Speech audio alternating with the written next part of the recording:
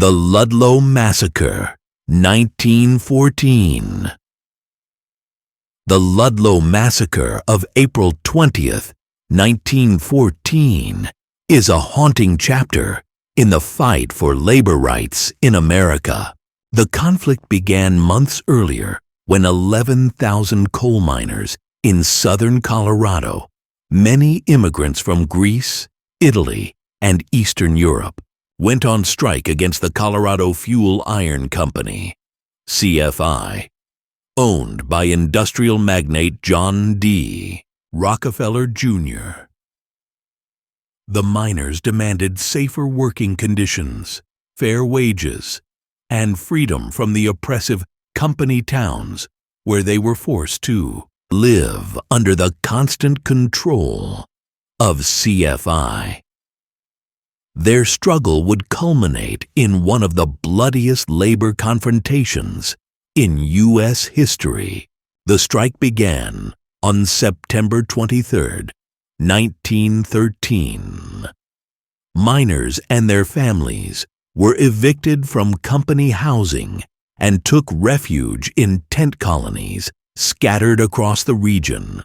The largest of these was Ludlow, a sprawling encampment of over 1,200 men, women, and children. The camp was a mix of hope and despair. A tight-knit community determined to resist, but shadowed by the constant threat of violence. Armed guards hired by CF&I patrolled the area, and the Colorado National Guard was called in to maintain order. In reality, their mission was to break the strike.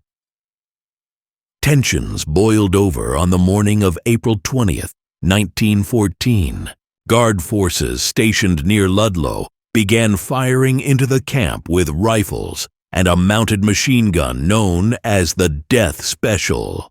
Terrified families scrambled for safety, many seeking refuge in dugouts beneath their tents.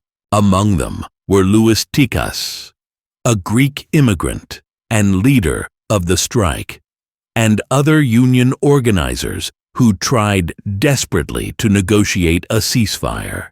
Their efforts were in vain. Tikas was later captured and executed by the guards, his body found with a fractured skull and gunshot wounds. As the assault continued, the guards set fire to the tents, reducing the colony to ashes. In the aftermath, rescuers uncovered a horrifying scene: the charred remains of 11 children and 2 women in a cellar beneath one of the burned tents. They had suffocated while hiding from the flames, their desperate cries unheard amidst the chaos. In total, at least 21 people died that day.